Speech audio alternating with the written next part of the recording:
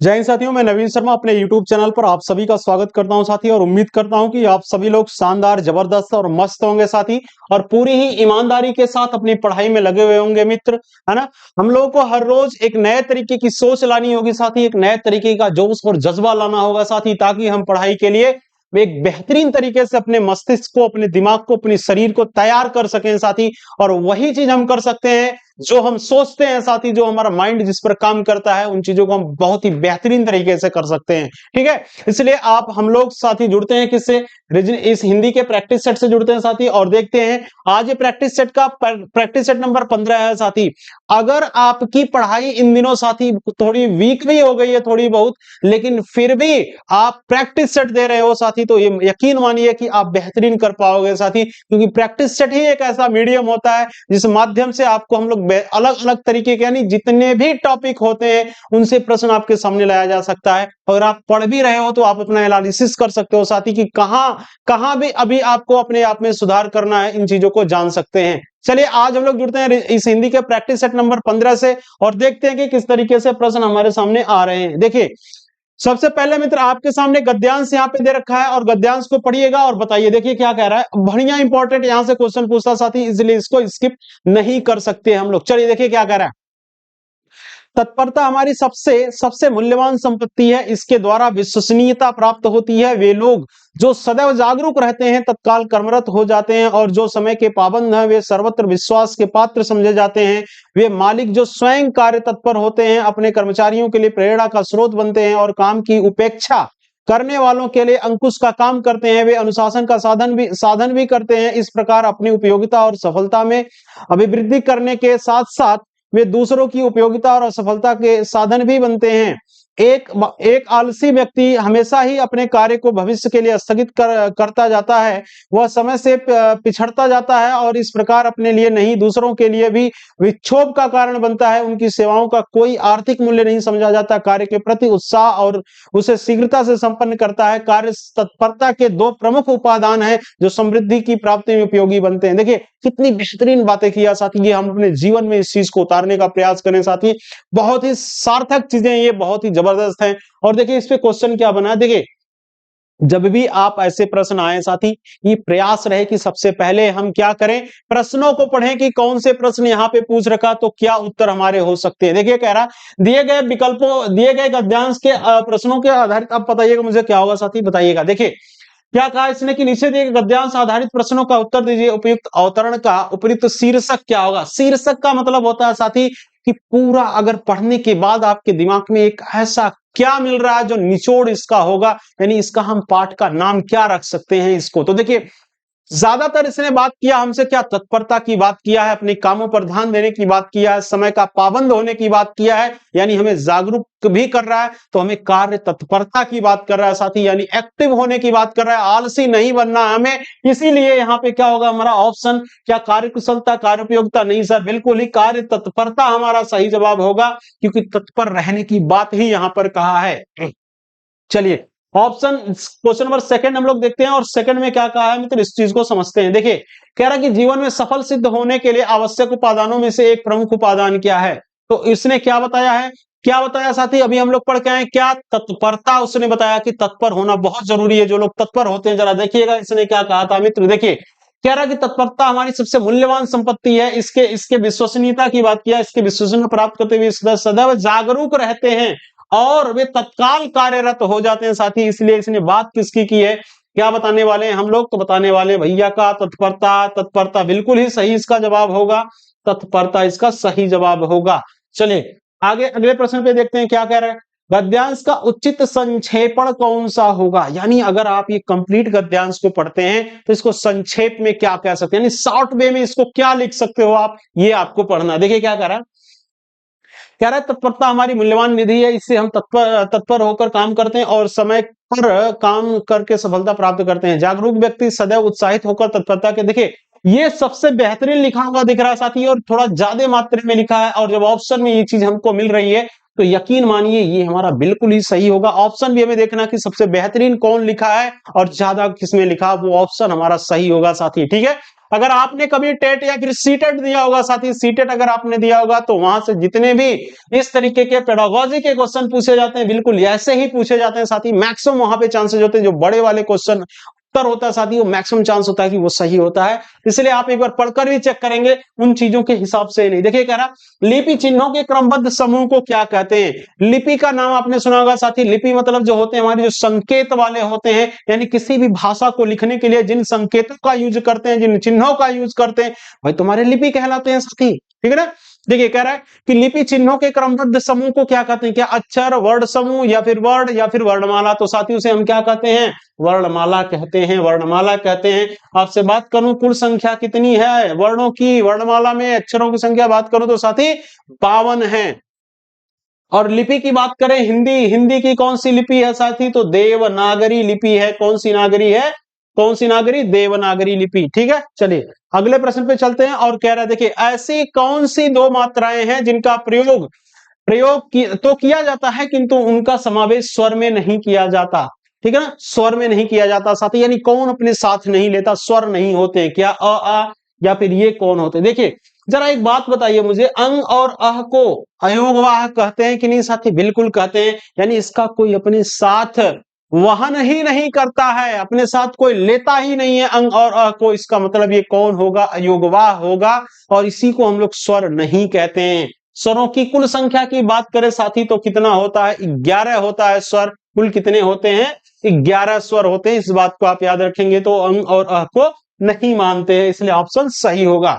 देखिए आगे कह रहा है संस्कृत से हिंदी में प्रयुक्त मूल शब्द के वर्तमान अस्थाई तद्भव रूप तक पहुंचने के मध्य में संस्कृत के अशुद्ध फटे टूटे फूटे स्वरूप में प्रयुक्त होने वाले शब्द क्या कहलाते हैं, तत्सम, तद्भव, देशज या विदेशी या फिर अर्थतत्सम। देखिए जो टूटे फूटे रूप में पहुंचते साथी उसको हम लोग क्या कहते हैं, उससे हम लोग कहते हैं अर्ध तत्सम।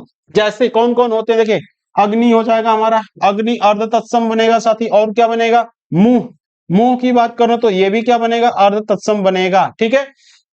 चलिए आगे प्रश्न पे चलते हैं और आगे देखते हैं क्या कह रहा है। शब्द प्रकार के आधार पर मनुष्यता शब्दों का कौन सा भेद है, गुणवाचक, भाववाचक, जातिवाचक या प्रेरणा, क्या है आपको बताना। देखिए मैंने आपसे बात करूं साथी, अगर बुढ़ापा की आपसे बात करूं, बुढ़ापा क्या होता है, बुढ़ापा हो गया, मनुष्यता हो गया साथी, मनुष्यता हो गया, ठीक है।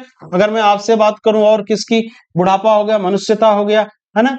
और फिर ये सब साथी किस में आते हैं, इस सब किस में आते हैं, तो ये सब भाववाचक में आते हैं मित्र, भाववाचक में आते हैं। भाववाचक वो होते हैं जो साथी हम लोग महसूस करते हैं, फील करते हैं, वो हमारे क्या होते हैं, भाववाचक होते हैं। यानी अब्स्ट्रैक्ट नाउन जिसको बोलते हैं साथी, वो भाववाचक संज्ञा होती है। चलिए आगे अगर हम बात करें, इंद्रियों को जीत लिया हो जिसने वाक्यांश के लिए सही विकल्प का चयन करिए। देखिए जो अपनी इंद्रियों को जीते साथी, और इंद्रियां कितनी होती हैं, 5 होती हैं। कौन कौन सी, आंख, नाक, कान, जीभ, त्वचा।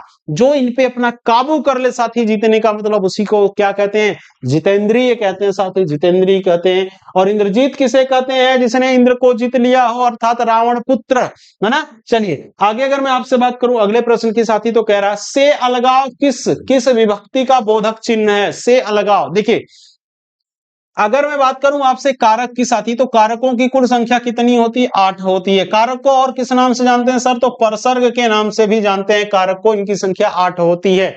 अगर कह रहे से अलगाव, तो से अलगाव अपादान का होता है, बिल्कुल होता है। जहां पर आपसे डर की बात करी जाए साथी, जहां पे आपकी तुलना की बात की जाए, जहां पर आपसे अलगाव की बात किया जाए साथी, अलगाव की बात किया जाए, वहां सब जगह अपादान होता है, अपादान होता है। पत्ते पेड़ से गिरते हैं यानी अलग हो रहे हैं, बिल्ली छत से कूदती है ना, ट्रेन स्टेशन से चल दी है, ये सब क्या है साथी, तो अलगाव का बोध करा रहे हैं, अर्थात यहाँ पे अपादान कारक होगा, बिल्कुल ही सही होगा। संप्रदान का क्या होता है चिन्ह, तो को होता है या फिर के लिए होता है साथी, को या फिर के लिए होता है। अधिकरण का क्या होता है, तो में होता है या फिर पर होता है।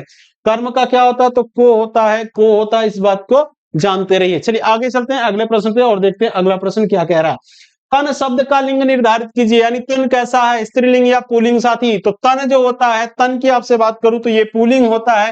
तन का स्त्रीलिंग क्या बनता है साथी, तो तनया बनता है। क्या बनता है, तनया, है ना, तनया बनता है इसका स्त्रीलिंग। सुत का इसी तरीके से क्या बनता है, तो सुता बनता है साथी, सुता। चलिए आगे क्या कह रहा है, उत्तम पुरुषवाचक सर्वनाम के किस भेद का प्रकार है? उत्तम पुरुषवाचक आपने पढ़ा होगा साथी क्या? पुरुषवाचक। और पुरुषवाचक में क्या क्या पढ़ा होगा साथी? पुरुषवाचक में आपने पढ़ा होगा ये 3 तरीके के होते हैं। कौन कौन से होते हैं? प्रथम पुरुष होता है, ठीक है। चलिए आपको बताना है मित्र क्या कि उत्तम पुरुष सर्वनाम के किस भेद का उदाहरण है, तो आपको बताएंगे क्या साथी? क्या पुरुषवाचक का? हाँ बिल्कुल है, बिल्कुल ही साथी इसका पुरुषवाचक होगा, ठीक है। कौन सा? पुरुषवाचक होगा, ठीक है। आगे चलते हैं अगले प्रश्न पे और देखते हैं कि अगला प्रश्न क्या कह रहा है। कंचन एक कृषांगिनी युवती है। कृषांगिनी का मतलब होता है साथी क्या? दुबली पतली, है ना।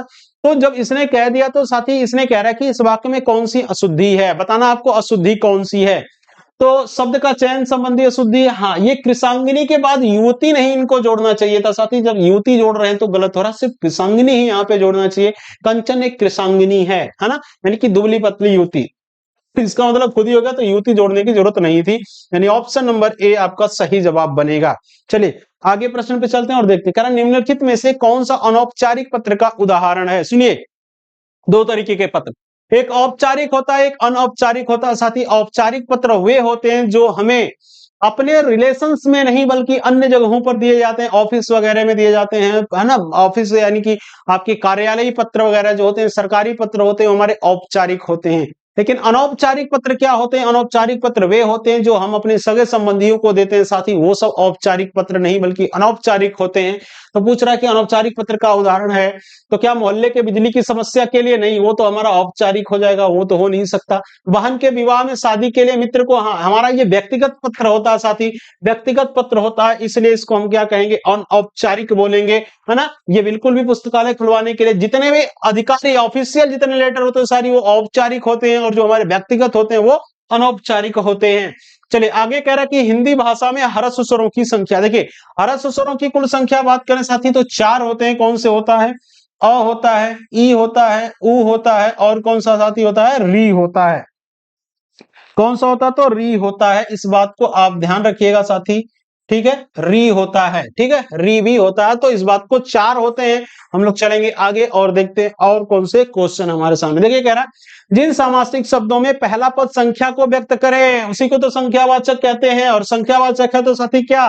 द्विगु होगा क्या? बिल्कुल होगा। कौन कौन से? जैसे उदाहरण, जैसे नवरत्न, ठीक है, नवरत्न हो जाएगा साथी। और क्या होगा? चौराहा हो जाएगा, चौराहा हो जाएगा। तो जहां भी हमारा पहला शब्द संख्यावाची आता है, ये 9 की बात कर रहा है, ये 4 की बात कर रहा है, वहां पे हमारा समास द्विगु समास होता है साथी। बढ़िया सम ऑप्शन नंबर सी इसका देने वाले हैं। द्वंद्व की बात करें साथी, एक झटके में पहचानने के लिए मैंने आपको बताया था कि इनके बीच में योजक चिन्ह आते हैं, और योजक चिन्ह ऐसे ही होते हैं साथी जैसे माता पिता, है ना। माता पिता क्या होता है? ये द्वंद्व समास। और एक चीज और याद रखिए साथी, हमेशा इसमें विलोम शब्द भी लगभग आपको देखने के लिए मिलेंगे। तो जहां भी विलोम शब्द एक दूसरे के मिले, आप कह सकते हैं कि वहां पे होगा द्वंद्व समास, ठीक है। चलिए, तो बहुब्रीहि समास मैंने बोला साथी कि जितने भी देवी देवताओं के नाम आते हो वो बहुब्रीहि समास होते हैं, अर्थात जिसमें न तो पहला पद ना ही दूसरा पद प्रधान होता है बल्कि कोई तीसरा अर्थ निकलता है, वहां बहुब्रीहि समास होता है, ठीक है। चलिए, तो आज साथी हमारे 15 क्वेश्चन ही रहे। आप मुझे बताइए आपका कितना स्कोर रहा इन 15 प्रश्नों में से। मिलते हैं हम लोग अगली वीडियो में, तब तक के लिए जय हिंद, जय भारत, वंदे मातरम।